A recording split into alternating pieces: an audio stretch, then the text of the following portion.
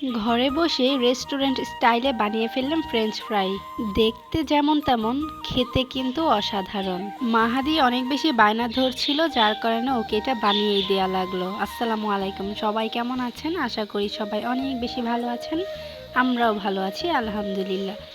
এই তো আমাদের প্রতিদিনের রাতের রান্না শুরু করে দিল আমার ভাবি। আর আজকে আমাদের ঘরে রান্না করা হচ্ছিল লাউ দিয়ে চিংড়ি মাছ, সাথে ধনিয়া পাতা কেটে রেখেছিল, যেটা লাউয়ের মধ্যে দিবে, ফ্লেভারটা অনেক বেশি কিন্তু সুন্দর আসে।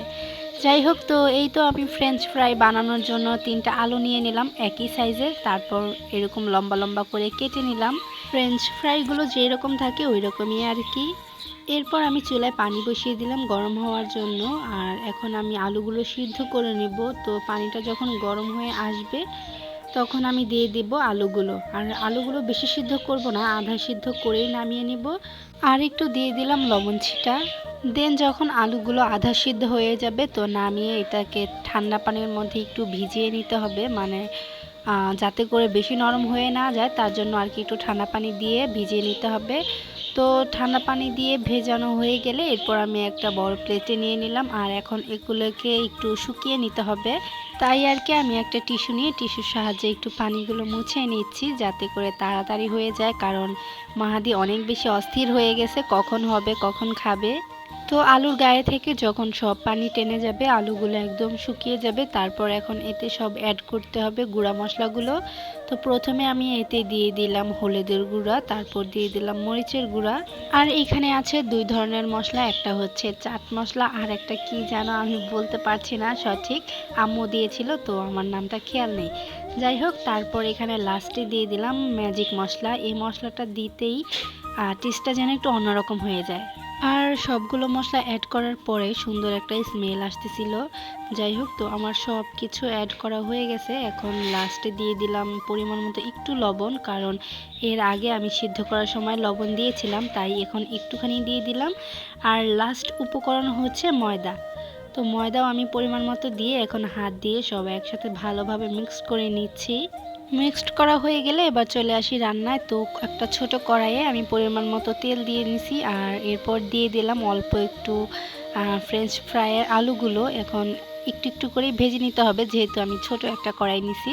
যাই হোক, এটাতে আমার পারফেক্টভাবে হয়ে গেছে। তো এই তো কিছুক্ষণ এভাবেই এখন একটু ভেজে নিতে হবে, কারণ আমি তো আলু অর্ধেকটা আগেই সিদ্ধ করে নিয়েছি, তার জন্য আর কি বেশি ভাজতে হবে না। আমি তো প্রথমে ভয় পেয়ে গিয়েছিলাম, ভাবছিলাম যে আমার মনে হয় একদম পারফেক্ট হচ্ছে না, কিন্তু পরে দেখি যে না, আল্লাহ বাঁচাইছে, একদম পারফেক্টভাবে হয়েছে। তো প্রথম আলুগুলো ভাজা হয়ে গেলে এখন আমি এগুলো তুলে নিচ্ছি। এরপর দিয়ে দিব পরের ধাপ। একে একে আমার 4 ধাপেই হয়ে গেছে, বেশিক্ষণ সময় লাগেনি। আর এগুলো কিন্তু আমি একা করিনি, আম্মু আমাকে এগুলোতে অনেক বেশি সাহায্য করেছে। আসলে একা একা কিন্তু কোনো কিছুই করা যায় না যদি কোনো একজনের সাপোর্ট না থাকে। যাই হোক, তো আমার এই ধাপটাও একদম ফ্রাই করা হয়ে গেছে পারফেক্টভাবে, আর দেখতেই কিন্তু অনেকটা পারফেক্ট লাগছে, তাই না? আর এটা কিন্তু আসলেও একদম পারফেক্টভাবে হয়েছিল। তো এখানে আমার বড় ভাবি সকালের জন্য খাবার তৈরি করতেছিল, মানে হচ্ছে ভাইয়ারা অফিসে নিয়ে যাবে, তার জন্য আগে থেকেই একটু রেডি করে রাখতেছিল কেটে কুটে সব।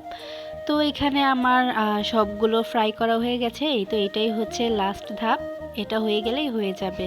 আর এই তো বলতে বলতেই তৈরি হয়ে গেল আমার সবগুলো ফ্রেঞ্চ ফ্রাই। আর দেখতে কিন্তু একদম রেস্টুরেন্ট স্টাইলের ফ্রেঞ্চ ফ্রাই লাগতেছে, তাই না? খেতেও কিন্তু একদম রেস্টুরেন্ট স্টাইলেই ছিল। একটা জিনিস তৈরি করার পর যদি পারফেক্টভাবে হয় তাহলে আমার অনেক বেশি আনন্দ হয়। সস ছাড়া তো ফ্রেঞ্চ ফ্রাই একদমই অপরিপূর্ণ। সাথে নিয়ে নিলাম সস পরিপূর্ণ করার জন্য। তো এই তো অলরেডি খাওয়াও শুরু করে দিলাম আমরা 2জন মিলে। আর কিছু একটা তৈরি করার পর প্রথম খাওয়া দাওয়া তো আমার আর মাহাদিরই প্রথমে হয়।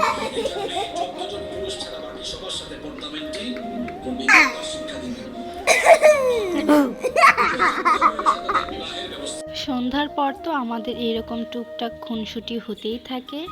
যাই হোক, তো আমি ভিডিওটা আর বেশি লং করতে চাচ্ছি না, আজকে ভিডিওটা এখানেই শেষ করছি। সবার কাছে আমার ভিডিওটা কেমন লেগেছে অবশ্যই কমেন্ট করে জানাবেন। সবাইকে আল্লাহ হাফেজ, আসসালামু আলাইকুম।